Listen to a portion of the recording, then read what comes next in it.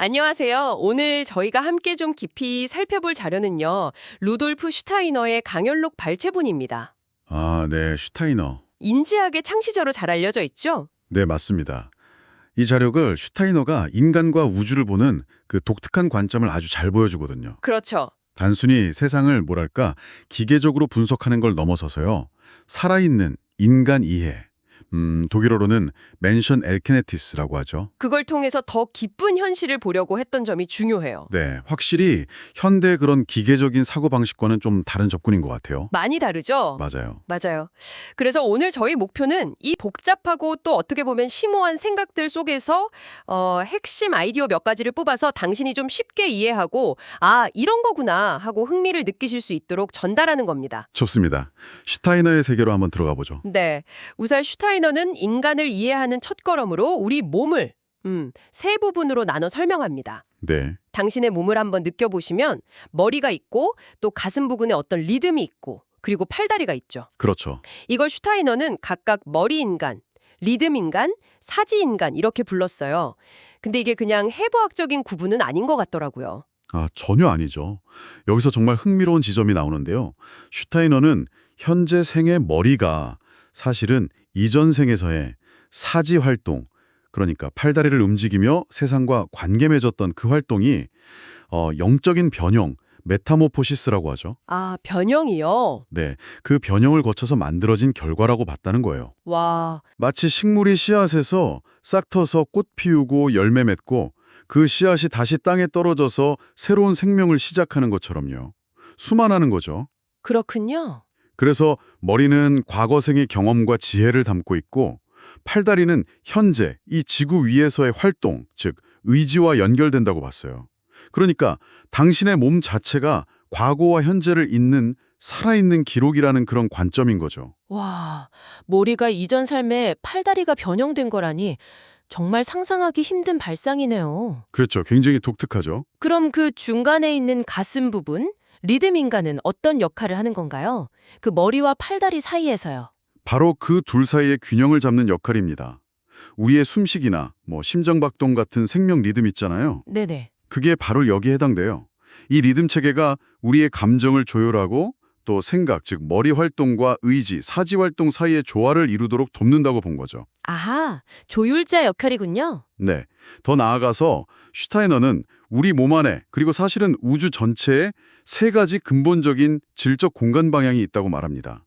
보통 우리는 좌우, 앞뒤, 상하 그냥 공간의 방향으로만 생각하잖아요. 그쵸? 뭐 3차원 공간의 축이다 정도로만 생각하는데. 근데 슈타이너는 이 방향들이 질적으로 다르다고 봤어요.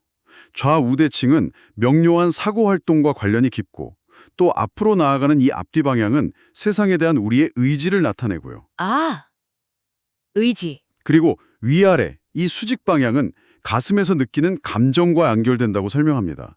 마치 공간 자체가 우리 내면의 활동을 비추는 거울 같다는 거죠. 당신이 세상을 향해 이렇게 나아갈 때 앞뒤 혹은 무언가를 깊이 생각할 때 좌우 아니면 감정적으로 막 고양되거나 좀 가라앉을 때 그 느낌을 떠올려 보시면 조금 더 와닿을 수도 있을 것 같아요. 흥미롭네요. 공간 방향에 그런 질적인 의미를 부여하다니. 그럼 이런 인간에 대한 이해가 우주와는 어떻게 연결되는 건가요? 소우주 얘기도 있었던 것 같은데요. 네, 맞아요. 슈타이너는 기본적으로 인간을 소우주, 마이크로코즘으로 봤습니다. 인간 안에 우주 전체가 반영되어 있다는 거죠. 아, 인간 안에 우주가. 예를 들면 이 둥근 형태의 머리는 저 고요한 별들의 세계를 반영하고 끊임없이 순환하는 가슴의 리듬 체계는 태양과 행성들의 움직임을 그리고 땅을 딛고 활동하는 사지 체계는 지구 자체의 어떤 물질성을 반영한다고 봤어요. 그렇군요. 별, 태양계, 지구. 네. 그리고 그는 또 우리가 눈으로 보는 물질 너머의 힘들에 대해서도 이야기하는데 대표적인 게 바로 에테르입니다. 에테르요. 그거 뭔가 예전 과학에서 들어본 것 같기도 하고 그런데요. 네, 들어보셨을 수 있는데 슈테이너가 말하는 에테르는 좀 다릅니다. 물질이 이렇게 딱딱하게 공간을 차지하면서 미는 힘을 가졌다면 에테르는 반대로 공간을 형성하면서 부드럽게 당기는 힘이라고 설명해요. 미는 힘과 당기는 힘. 네, 예를 들어 당신의 코가 얼굴 앞으로 이렇게 튀어나온 것은 물질의 미는 힘의 결과이고 눈이나 입처럼 움푹 들어간 곳은 에테르의 당기는 힘이 작용한 결과라고 보는 식이죠. 와, 그것도 참 독특한 해석이네요. 그렇죠.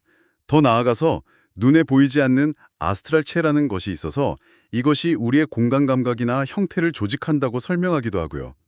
그러니까 물질 너머의 힘들이 우리 몸과 우주를 형성하고 있다는 그런 관점이에요. 정말 우리가 보통 생각하는 방식과는 완전히 다른 세계관이 펼쳐지네요.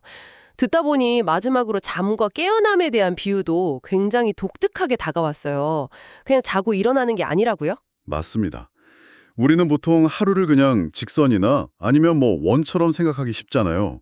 아침에 시작해서 저녁에 끝난다 이렇게요. 네, 그렇죠.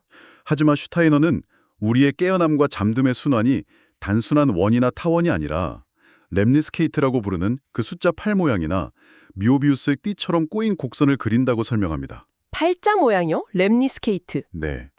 잠드는 순간과 깨어나는 순간이 이 팔자 곡선의 교차점에서 만난다는 거죠. 아, 교차점에서 만난다.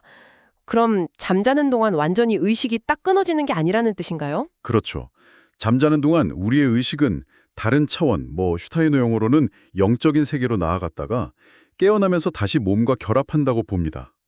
여기서 중요한 건 이게 단절이 아니라 연속적인 흐름이라는 거예요. 연속적인 흐름? 네.